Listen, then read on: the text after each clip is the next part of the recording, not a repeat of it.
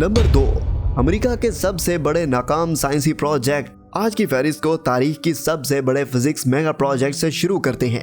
मुकम्मल होने पर सुपर कंडक्टिंग को सुपर कोलाइडर के इर्द गिर्द एक सर्कुलर टनल सिस्टम पर मुश्तमिल होगा, जो दुनिया का सबसे ज्यादा तवानाई बख्श एक्सेलरेटर के तौर पर काम करेगा। पार्टिकल एक्सेलरेटर चार्जशुदा ज़र्रात को बहुत तेजी रफ्तार से तेज करने के लिए इलेक्ट्रिक फील्ड का इस्तेमाल करते हैं। इनका इस्तेमाल तहकीकी मकासद के लिए किया जाता है और साइंसदानों को हमारी कायनात के इसरार का पता लगाने में मदद मिलती है। पार्टिकल एक्सेलरेटर 1930 की दहाई में मौजूद हैं और आज तक इनमें से तकरीबन 30,000 दुनिया भर में बनाए गए हैं। ताहम इनमें से कोई भी इतनी तवानाई पैदा करने के करीब नहीं पहुंचता। सुपर कंडक्टिंग सुपर कोलाइडर ने 1980 की दहाई में टेक्सास में तमीर करने का मंसूबा बनाया था।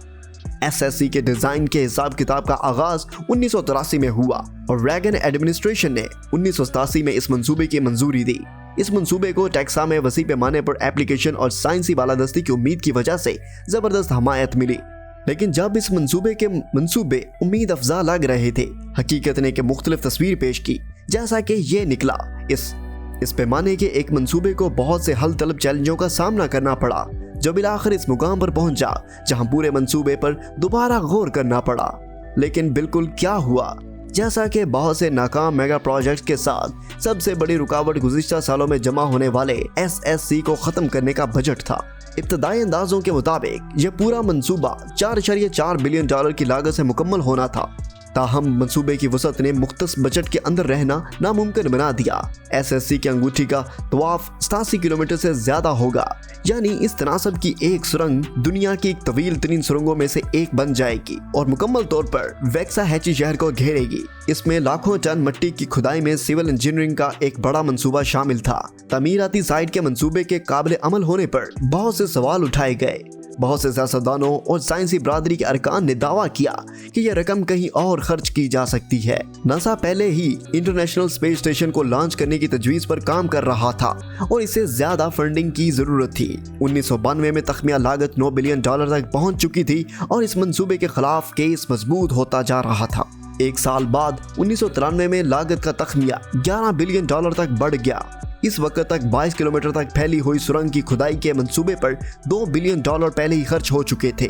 बढ़ते हुए खराजात के साथ आखिरकार हुकूमत ने सुपर कंडक्टिंग को सुपर कोलाइडर पर प्लग करने का फैसला किया। चूंकि 22 किलोमीटर तवील सुरंगें इस्तेमाल में नहीं थी, इसलिए इन्हें जानबूझकर महफूज बनाने के लिए पानी से भरा गया था। जबकि यूनाइटेड स्टेट्स ने SSC को मनसूख कर दिया था, जबकि यूरोप में हाई एनर्जी वाले पार्टिकल कोलाइडर बनाने की कोशिश जारी है।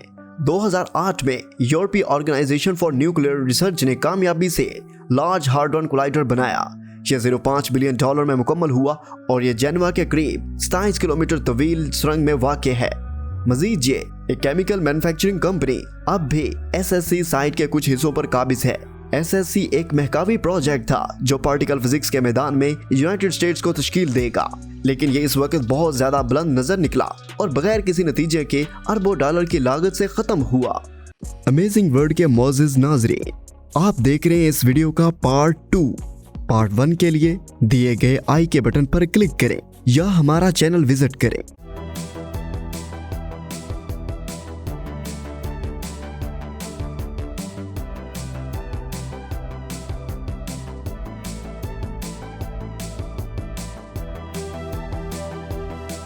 नंबर 1, दुनिया का सबसे बेकार होटल।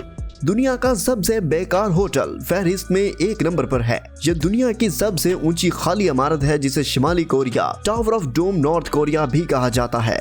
शिमाली कोरिया सियाहों के मेजबानी में ज्यादा दिलचस्पी नहीं रखता। रियासत की राजदारी की पॉलिसी और मुकामी और गैर मिल्कियों के दरमियान किसी भी तामिल के रियासत के ज़ाब्ते का मतलब ये है कि मुल्क सियाहों की तवज्जो का बड़ा मरकज नहीं है। ताहम सियाहों की मेजबानी के लिए हिचकिचाहट हमेशा मौजूद नहीं थी, क्योंकि 1980 की दहाई में शिमाली कोरिया ने जनूबी कोरिया के साथ अपनी दुश्मनी की वजह से दुनिया के सबसे बुलंद होटल में हजारों गैर मुल्की ज़ायरीन मेजबानी करने का मंसूबा बनाया। जनूबी कोरिया, जिसे अमेरिका की हमायत हासिल है, इसने 1988 ओलंपिक्स की मेजबानी के हकूक हासिल किए थे। मजीद ये कि जनूबी कोरिया की एक सरकारी फर्म ने सिंगापुर के दुनिया भर में सबसे ऊंचे होटल की तामीर कर ली। शिमाली कोरिया ने 1999 के नौजवानों के आलमी मेले की मेजबानी के हकूक हासिल किए। मुल्क ने 1 साल बाद प्यांगयांग के दारुल हुकूमत में मिस्री मखरूती मीनार की शक्ल के एक मुनफरिद होटल की बुनियाद रखी। 330 मीटर की बुलंदी पर रेग्योंग होटल जनूबी कोरिया के बनाए हुए होटल को पीछे छोड़कर इस वक्त का सबसे ऊंचा होटल बन जाएगा।